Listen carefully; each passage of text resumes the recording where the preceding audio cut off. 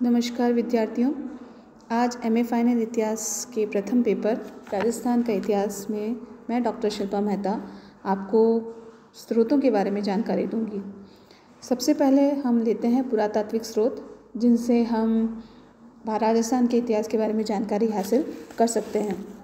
राजस्थान का प्राचीन इतिहास लिखने में पुरातत्व सामग्री का बड़ा महत्व है। खुदाई में प्राप्त अवशेषों के आधार पर तत्कालीन इतिहास को जानने में कोई कठिनाई नहीं रह जाती। उत्खनन में प्राप्त सामग्रियों के आधार पर तत्कालीन जनजीवन को सहज रूप से समझने में काफ़ी सहयोग मिलता है।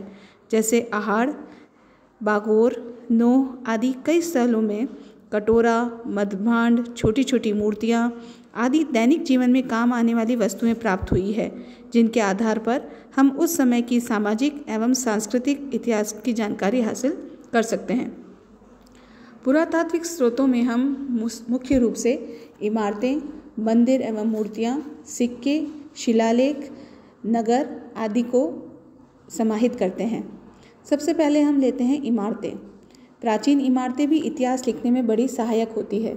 जैसे राजस्थान में कई स्थलों पर दुर्ग एवं दुर्गों के अवशेष प्राप्त होते हैं, जिनके आधार पर हम उस काल की सैनिक स्थिति को समझ सकते हैं। चित्तौड़, जालोर, रणथंभौर, गागरोन, आमेर, जोधपुर आदि दुर्गों के साथ साथ कुंभाकालीन दुर्गों में भी कई महल, मंदिर, जलाशय आदि राज परिवार एवं साधारण जनता के रहन सहन एवं धार्मिक दशा को स्पष्ट करते हैं।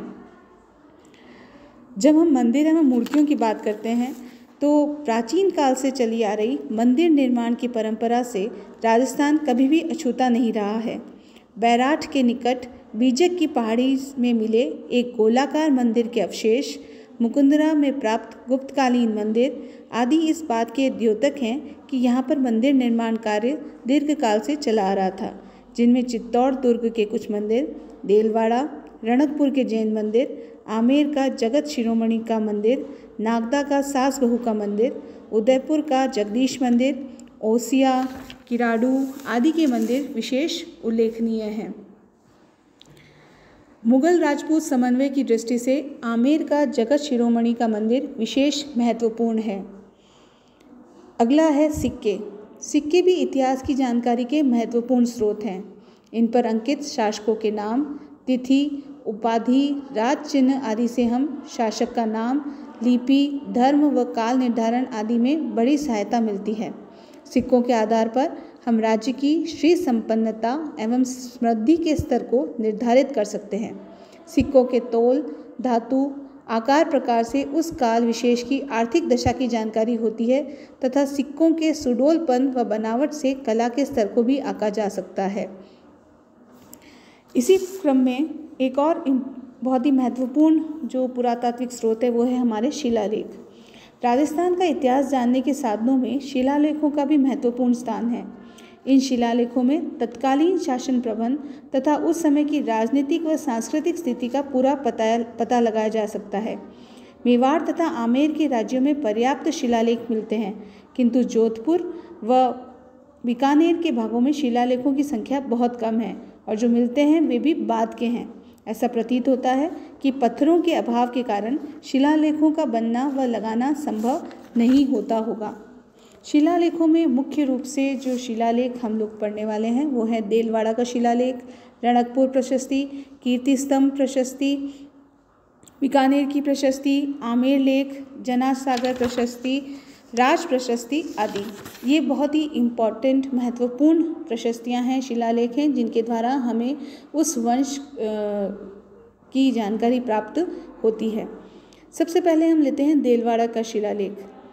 1434 ईस्वी के देलवाड़ा शिलालेख में 18 पंक्तियाँ हैं, जिसमें 8 पंक्तियाँ संस्कृत भाषा में हैं और शेष बोलचाल की मेवाड़ी भाषा में हैं।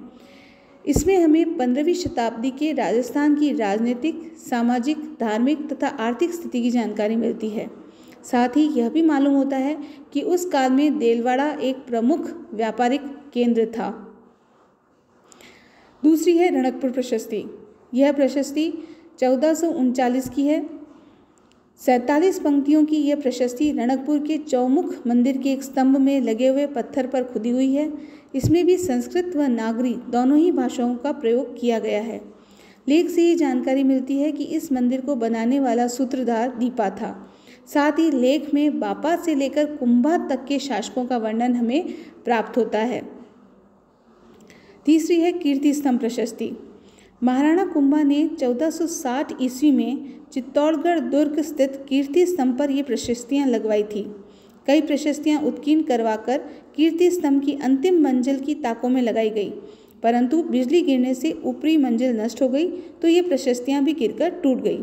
केवल 2 ही शिलाएं बची है, जिनमें एक के 1 से 28 तक के श्लोक हैं तथा दूसरे के 168 से 187 तक के श्लोक प्राप्त हैं। इनमें मेवाड़ के शासकों की वंशावली दी गई है, जिसमें बापा, हमीर व कुंभा का वर्णन बड़ा उपादेय है। विद्या एवं विजय के क्षेत्र में कुंभा की उपलब्धियों का विस्तृत वर्णन हमें यहाँ पर प्राप्त होता है।